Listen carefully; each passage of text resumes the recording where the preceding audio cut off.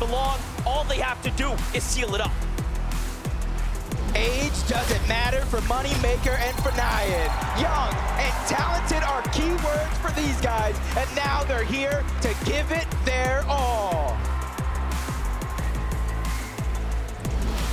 Are those kids? Pontiac and Carmi, ladies and gentlemen, fighting their way back out of the lower bracket. They are now here to prove themselves worthy as a grand finals team.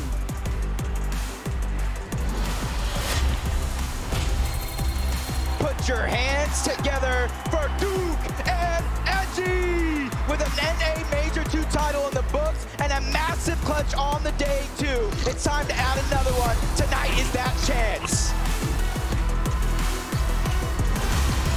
Here we have, straight out of Asia, Shalom and MK Papa. This team right here has popped off, making their region proud, but they need to continue to make their mark.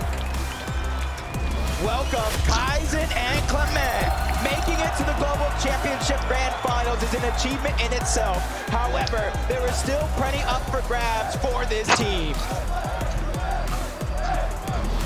Let's hear it for Scented and Polarize.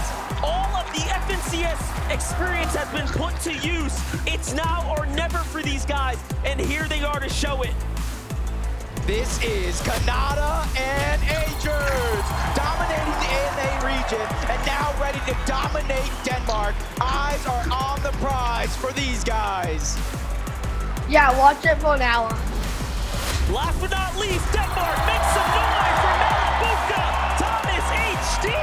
They are holding the fans high, and they're missing only one thing. That's an FNCS title.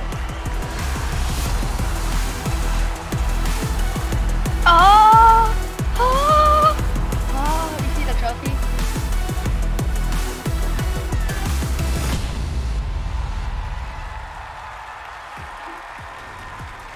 Copenhagen, that's what I'm talking about. Y'all are losing your minds.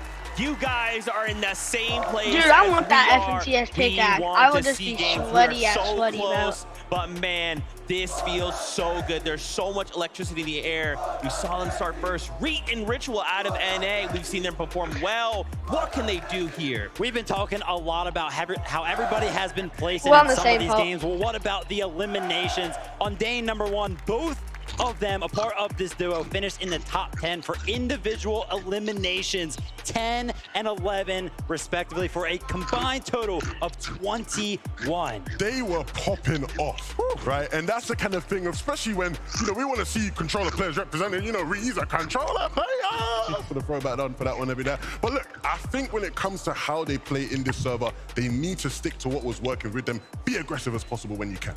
That's right, guys. I'm getting word we are so close. So let's kick it on up to Jacob PR and MDF to keep this moving. Thank you so much, Zeke. Let's keep this show on the road. I'm so excited here. It's game 1 in just a few moments. The expectations are through the roof. That's right, and you already know it's gonna be explosive. So as we start to gear up now, let us do it, because game 1 is ready. Let's go! Oh my god, he's lagging.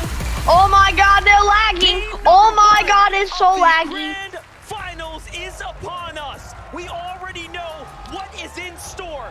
Nothing but explosive action and early game congestion. Yeah, we got a couple of off-spawn fights we've seen before. We got even more than that today for the first time. And I think the crowd already knows which ones they want to see right out of the gate. It's only a matter of time before these players actually drop down on this map. And there goes the first one. The crowd, everybody's been waiting for this one. The rematch, Thomas and Malabuka versus Kanata and Agers. Kanata said it. He has the best drop. He's always going to touch first, and they do just that. But Thomas HD does have a weapon as well. Kanata has a side angle here onto Thomas HD, and he draws the first tags. It's a trade, but he gets the full finish, and he won't get healed. And now, Kanata and Agers are on top, game number 1. We've already seen what they can do with the freedom of their drop spot.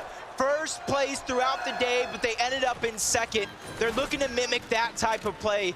Cammy and Seti, even though they might have been contested to start day number 1, they were able to pull through. They pushed that team away, and now they have claimed Frenzy Fields as their own.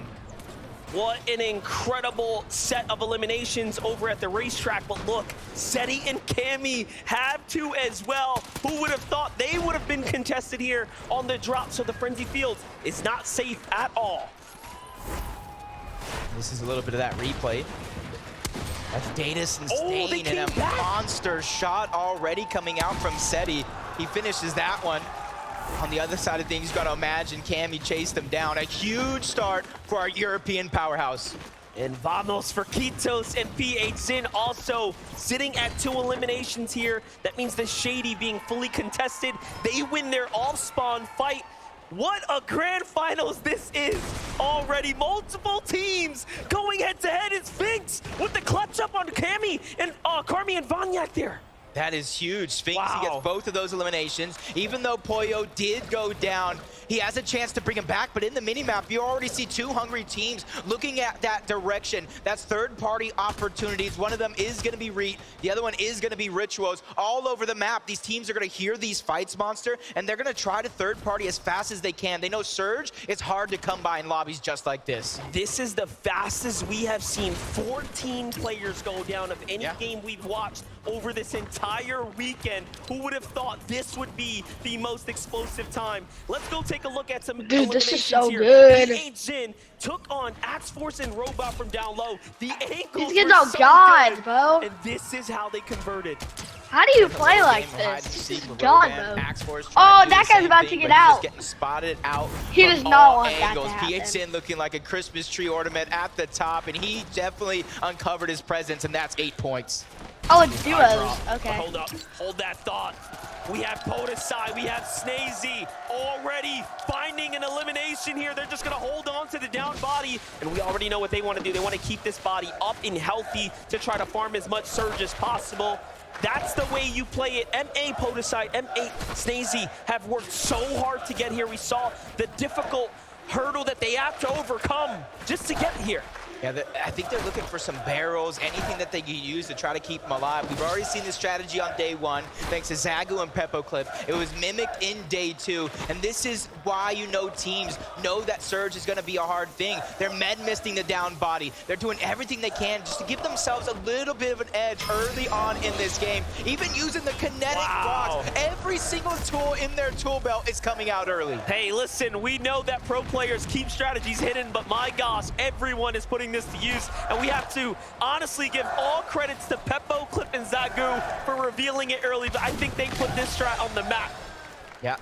He's here. The French go very loud in the building. They like that strategy as well. And this is a fight I feel like we haven't talked too much about. Peterbot and Byla versus Bugha and Threads over towards Sanguine Sweets. In theory, it's so big, you can split this drop. There is a ton of loot, almost 100 chests, maybe a little bit fewer than that, but that allows for both of these teams to play the way that they want. One of them has already captured that vault. It's got to be Peterbot and Byla. So Bugha and Threads, instead of contesting it, they're just trying to farm up. They're just trying to get their loadout set and ready so they can make their first rotation when the zone begins to pull. Let's not forget, Peterbot did used to play with Bugha as well, you know, so there is some history there as they're going head-to-head, but Kaizen, Clement right now looking pretty solid here, just trying to get their rotation down, pack team right on their heels. Meanwhile, Teeny potentially up against Thoric out there in the feed. We get to jump on over to Sentin and Polarize versus the youngins here, Fanyajin. Moneymaker's by himself. What can he do here? Yeah, it was in game 5 where Moneymaker and F9 were able to qualify for this stage itself. Sentin and Polarize did it by brute forcing their way through with already 1 knock. It's a 2v1 situation.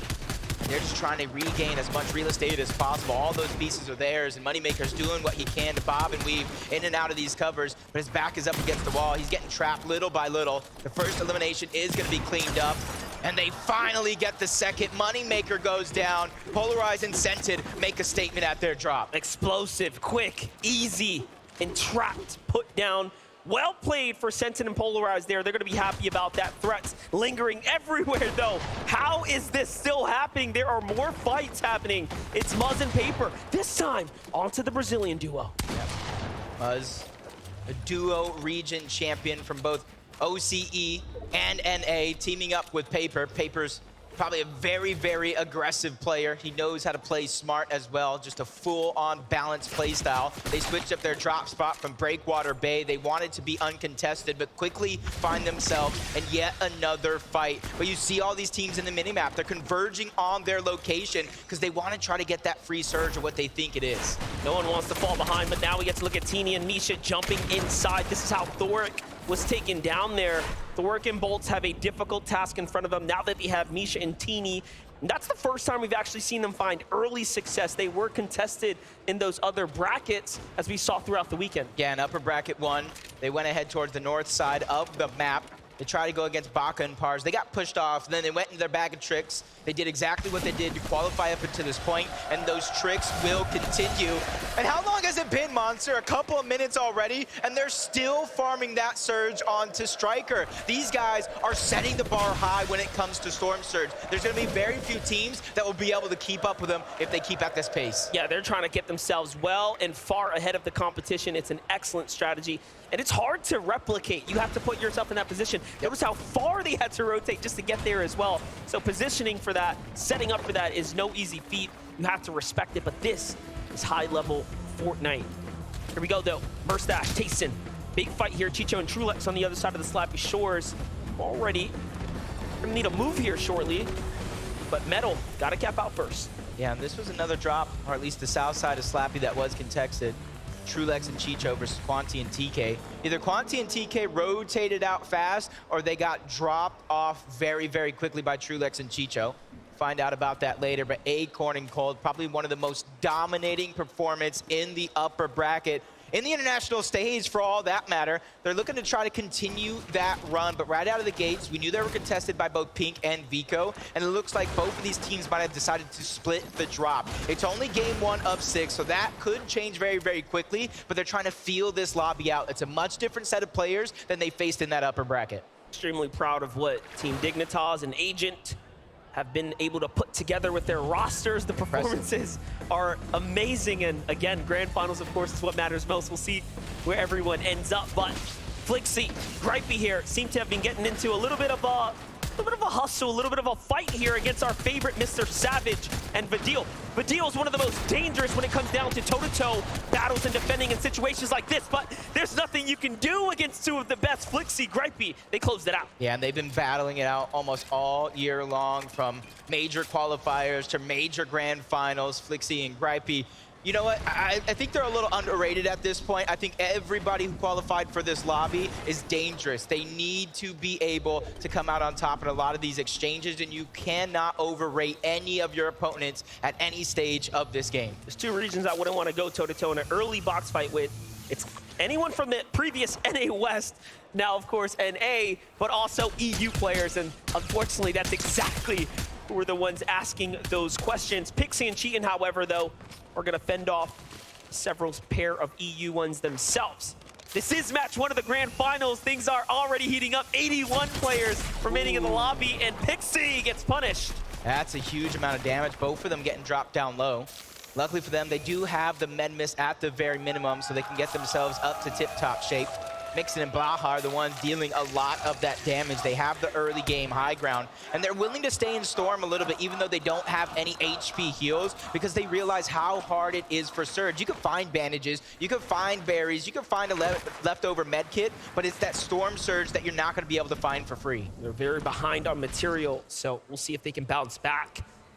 Duke and Edgy, what a performance we saw, arguably stealing away a moment of the weekend. The clutch from them, honestly solidifying their position, their placement here amongst the best. What are they going to be capable of here this weekend? Duke.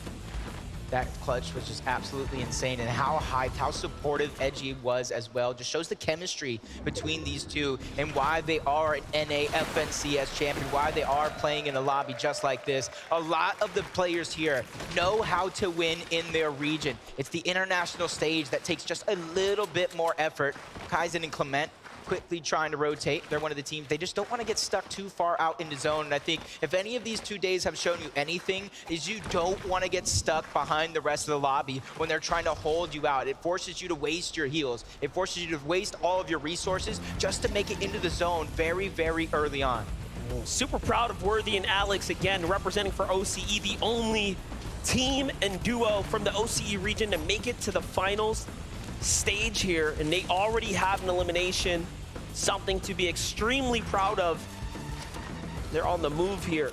Gonna get dead center zone 3 right now. They've scored 30+ points in every match coming out of day 1, and day 1, by the way, was the most difficult of the 2 brackets. Yeah, and kind of shows how impressive it is because Kanata and Agers did the same thing. They got second, and I believe Alex and Worthy were somewhere like 6, at least into the top 7. Reason and Yanis here over towards Breakwater Bay, and they've been traveling a lot. What they're trying to do here is they're trying to go to the slow side of the zone where the least amount of players will be sitting, trying to hold them out. The only worry that I'm going to have for them is where they're going to get their surge from. Have they got enough with those 2 eliminations already? Because as we know, those off-spawn battles, they don't give very much Storm Surge compared to what you're going to get through the mid and that late game. Yanis picking up the steady hands augment there as well, just waiting to really decide what direction he's going to take his augments in. You have to also now look to study those decisions moving forwards. But here we have AJS Moby, AJS Larpex, of course, joining up together here. The Rumble Ruins is their home at the moment. And they're just looking around for surge tags, nothing yet. NA options in the distance. EU options here on the mountain with Vask. What's it going to be? Here comes the Rift Island. Ooh, this is going to get good. In day 1, we didn't see too many teams try to contest it. In day 2, it was like a house party on top of Rift Island. Everybody wanted to join, and it does look like Hen and Vasque might be the first ones to try to contend it. They did get it in game 1 of the lower bracket, and that was a huge part of their success very, very early on. They were able to keep up the pace and eventually qualify for our grand finals here today, and they're looking to try to mimic that. And you see, there's not very many other players that are going up towards Rift Island, so that might be a free 15 points and very, very valuable slurp juices. Exactly. For those of you in attendance here, for those of you looking back at this island is worth 15 points if you can secure the objective. It is going to draw in the lot of the players. If you can get 15 points, that is the equivalent of 3 or 4 eliminations worth of points there. So it really can set you very far ahead. This becomes a very interesting time to play the game now for Miro and Cooper, because they have decided they want to fight for it, and they are a very dangerous team when it comes down to them making a decision and sticking to it. They'll commit. Yep, does look like, though, Vasque and Hen were able to capture it. They were there first. If there's 2 people going ahead and capturing it, it goes much faster than if it's just a solo. So Cooper and Miro, they're ready for that extra prize, the alternative, the height, the elevation. That way they can get Surge. But Peppo, Clip, and Zaku in another fight against Rue and Mshari over on the other side, just battling for those pieces. Mshari just sitting high up on that mountain. He's not really worried about his teammate. He trusts him to play safe, and that's a massive amount of trust in a lobby just like this. I can't believe it. I can't believe he didn't go down there to try to support. He says, hey, man, you have this. Defense comes out of Rue, plays very well, and now they're above this Surge as Mshari is finding tags here in the process, too. Meanwhile, Zagu Peppo, 475 damage above the Surge. They are in an excellent position right now. They shouldn't have to move any much further. Yep, in the feed, though, I did see Kanata go down. I saw Mishi go down. Ooh, here. Yeah.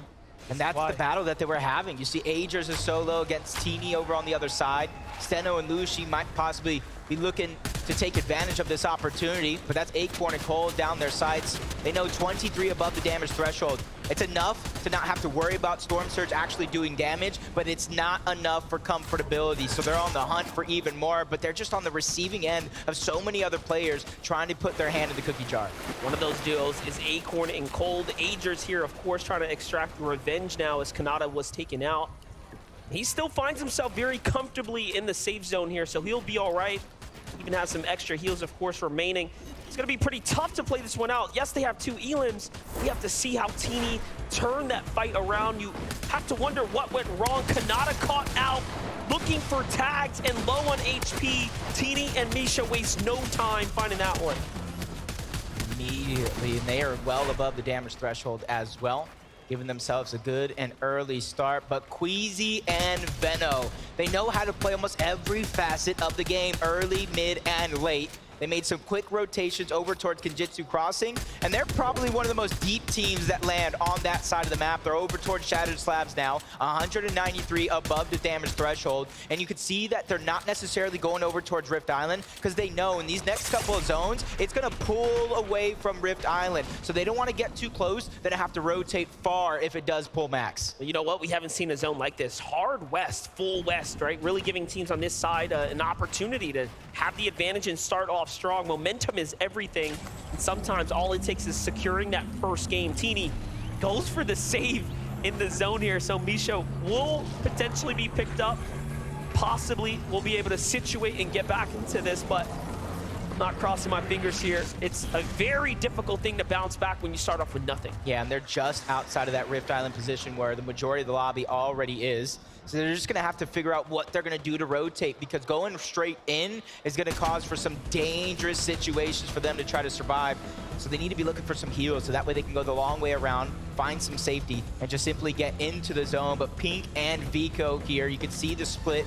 We talked about a contested drop, but they actually choose to go their separate ways. They're 225 above the damage threshold, and they're looking safe for now. They're trying to figure out what their rotation is going to be. It is a pretty far rotation, but not too far from some of the other players here in this lobby. The first knock is going to get cleaned up. Steno's there by himself. But you can see they're not getting greedy. They're not just trying to bulldoze for it and try to grab that loot. They're just saying, hey, let's just grab the surge. That is going to be enough, but they get aggressed on momentarily. That was bold to try to make magic happen, but he goes out like a light. That's crazy. He tried to time that, and it just backfired completely as another team also started to look inwards, and they pick up a set of eliminations there. What a huge point swing for Pink and Vico there. Meanwhile, in the feed, Peterbot down, Bugha down, Trulex. So many exchanges here to catch up on, and the landscape is changing right before our eyes. Even Pink in the feed getting Steno as well. Him and Lushi look like they probably went down. That was 3 straight eliminations on that side of the map. Yeah. Threats being a solo, though. I'm not really worried about Threats being a solo because he clutched up big for their qualification spot. He got a second place. They had 9 eliminations as a duo. But now he has to do it with a Surge just hovering over his shoulders. A lot of players on the move right now. If you look at that right map, all of those arrows flying are teams trying to navigate their way to the new zone. You do have to be very cautious. Take a look, though. Rise tries to go in with a hero's play here, finds Cold, but Acorn is there to back him up. But Rise slips out of there without getting taken down, so he finds Cold and gets right on out. I feel like that was perfect timing with Acorn. Wow. Trying to plan an escape. And they just bulldoze their way right in. You can see why. Barely being 118 above the damage threshold. At that stage of the game, they were probably below. So they needed to go ahead and pad that stat.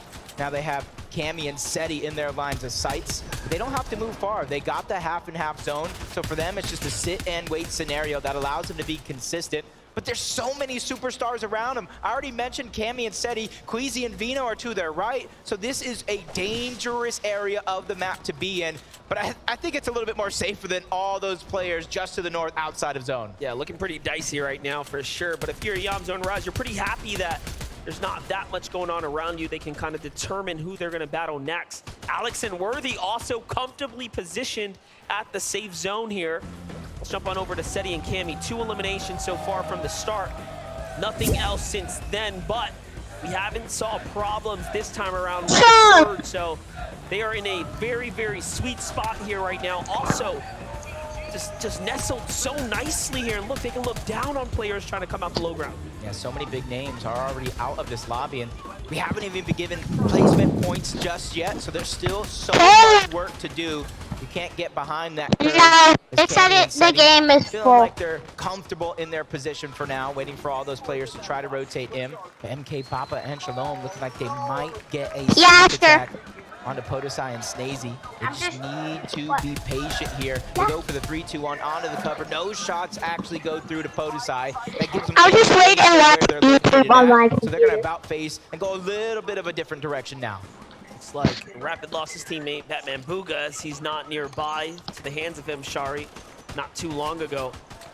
Here's Papa. Here's Shalom, though. Still looking around, playing the bush. Very nicely done. Everyone else is nestled pretty far off, so we get to jump in with Vino and Queasy, see how they are doing. A little update, a single elimination, so not really turning online too far yet as far as the overall heal situation. I'd say they're middling in the pack. Material count-wise, is it enough for them to play for high ground? I think yes, and they're probably thinking we should go for it. Yeah, they're probably just gathering all the information around the map. Bro, the black, the What's FC, the best position? Who's already on high? How do we so chop good, them dude. down and make it our own? We've seen that happen to FNCS start back our bling was so good, dude. on Friday. They grabbed high ground, they looked down and never looked back as they took the game. They actually qualified off that game, 93 points when 91 was the threshold. They kept playing out because it's all about bragging rights, proving that they are the best, just like Iamzo and Rise. And they quickly move to the front side of the zone, so that way when it does begin to move, they secure their spot and they look back and try to hold anybody out and get eliminations. Well, they're here early, and now they can start to determine what they're going to do. Everyone's on the move here once again. Rocket Rams coming into full effect. Meanwhile, on high ground, Cammy, Seti trying to be the first to set up. The base is wide, the base is strong, and they get the first dibs already. There are other teams cranking up, though. They don't want to just give them all this elevation for free. And the fact that they're committing with Meadow does mean they will have a problem. Meanwhile, Acorn does fall, so Acorn and Cold now taken out of this game. Chicho left by himself to play this one out as a solo as well. Those were his last remaining builds. He's trying to do it by himself. He's trying to play patiently, waiting for anybody to run past him, not knowing that he's there. Try to hit a little bit of a peekaboo. And that's going to be a massive refresh because not only is it hoping it gets the Siphon mats, it gets the Siphon itself to get his heals up. And that's going to be big. Duke by himself, though, on the other side. Which, honestly, I don't have too much of a worry. We saw a 1v2 clutch from Duke yesterday. We know anything is possible here this weekend. And now placement points are finally beginning to set in. It is very few for now, but there's still more to come if you can survive. That was an excellent time to update the standings, updating in real time right now. So from here on out, as teams fall, placement points will be rewarded. It is really about surviving this gauntlet of action to come right now. The Surge is equally active. Worthy's gonna find the solo Mshari. Big pickup for him. And Flixie and Gripey leading here with 5 eliminations now. Front side of the zone, team gets right in front of him. He tries to see for the box up, but no, it's more important to stay safe right now. Look at the rotates here. You love to see it. Excellently done. Flixie and Gripey are really playing well right now. Yeah, sacrificing some HP. That way they can go to the front side. The high ground battle's going to begin. Cammy and Seti, Vino and Queasy with the bounce pad. The fadeaway shot unsuccessful from Queasy and Vino. So the kings of the FNCS Invitational are still on the high ground for now. As Cammy's looking to come crashing down. He's built a little bit of a tower, so he doesn't go too far. So all the battles being forced lower and lower, down in the mud. Duke trying to fight with his back up against the wall by himself. Multiple duos beginning to surround and hound him. Top 17, though. All these points as a solo are massive for their run here in this competition. This is a battle for ego, undoubtedly. Duke looking to see what he can set up. Turns around, breaks everyone off. Fight. Down goes Cammy. And down comes Cammy. And then he's looking to target him. Duke is the destruction here in the lobby by himself with the knock. What a beautifully timed landing spot there, but Cooper hot on his heels here next door. They know he's here. Miro comes in, they're trying to hunt him out, but he's off to the races. Finds Pixie, big tag. You know Duke wants to finish this one. Can he get it? In he goes. It's only gonna take a single tag. He's under the ramp, goes for it, he gets it there. Nicely done. Takes out Cammy, takes out the next one as well. The list of eliminations keeps on climbing before he finally falls. Into the top 10 we go with Flixie also a solo in this game. There's 4 total solos still left alive, no builds. He's trying to make a play, but from the outside of the zone, he goes down. It's Mappy, it's eye drop on high ground. Take a look, Ree is still alive. Seti is still alive. Playing the backside of his zone, excellently done here, but the high ground comes down a little early. He has a true chance. Seti brings him down, and now he is the one on top. Can he clutch this out? By himself against all odds. We thought it was over, but Reek has other words for everyone in the lobby. He goes down into that top 4 we go. The only solo left alive, well, you saw him moments ago. It is going to be Seti. Cooper and Miro almost won a game yesterday. It was stolen away by both Bryce and Chubbs. Now they're going for some toe tags onto Pollo and Sphinx. NA counterparts going at it. I drop on the other side, but he gets taken down by the NA duo. Huge shot by Miro, trying to go back to back, but they fall down the mountain. That's going to allow for Pollo to survive momentarily, but Cooper hot on the chase. He sacrifices himself to go for the elimination. Seti out of nowhere. Final 2 teams. Miro's trying to stay alive, but there's one duo still left alive, but it's actually a knock. Miro versus Sphinx. NA versus NA to take game number 1. Incredible that NA will secure this here, but talk about the turn of events here. Miro taking down Seti, putting his name in the conversation. People forget what Miro is capable of, but now it's a 1v1. Old blood versus the new, basically. Miro showing, hey, I'm the big dog of the region. Sphinx says, I want to prove that I can do it. We already know he's got the mouth in him, but can he put the bullets where they need to go? He needs to put some respect on his name. Miro running out of builds. That's his last chance. He falls all the way down. Miro goes out. That is Pollo and Sphinx. That is their second victory royale on the weekend. What an excellent job there. We already saw them take a win in the upper bracket that even bring them this far into the stage, and now they are proving that they can do it on the biggest stage against the best. That's going to be it from us, though, because I want to hear what they have to say about being the only team with 2 wins on the weekend. Boys, you proved you can get a victory royale on LAN in the upper bracket, and now you proved you can get a victory royale in the grand final. Talk to me about those last moments in game. Did you manage to talk less? I would say so, a little bit less. I think my comms were more clear. I mean, you were having to come for yourself in that 1v1. How did you manage knowing someone was above you on the high ground? You know, I just have the best awareness at this LAN right now, so like, obviously I know there's a man above me, you know, I'm just like that. But what are you thinking though? Because he can jump on you at any time. I'm thinking I think like 25 builds about, and I'm, you know, I'm best fighter, best piecer, so I was like, all right, I'm gonna just go up 200 pump. That's what I did.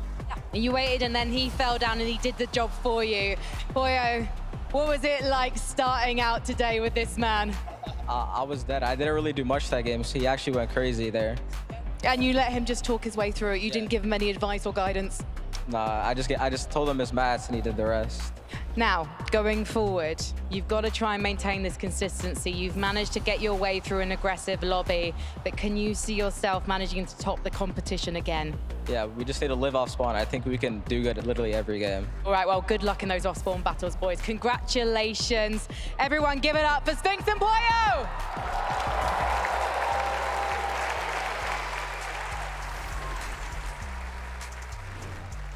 Pollo and Sphinx looking to set the tone on the day. If there's anything I learned from game number 1, these next couple of games are going to be chaos. I mean, that game was pretty much everything that we wanted, right? We saw the matchups happen towards that end game that we really wanted to see, but it was the clutches, right? We always talk about being on the global stage. It requires you to go ahead and clutch up when it requires, and honestly, Sphinx right here, this shot on the Cooper, this was the one that sealed the deal. Yeah, that changed the tempo of the end game completely. From that moment onwards, it's like he said, he's just like that, you know? He's gonna go through and win the whole thing.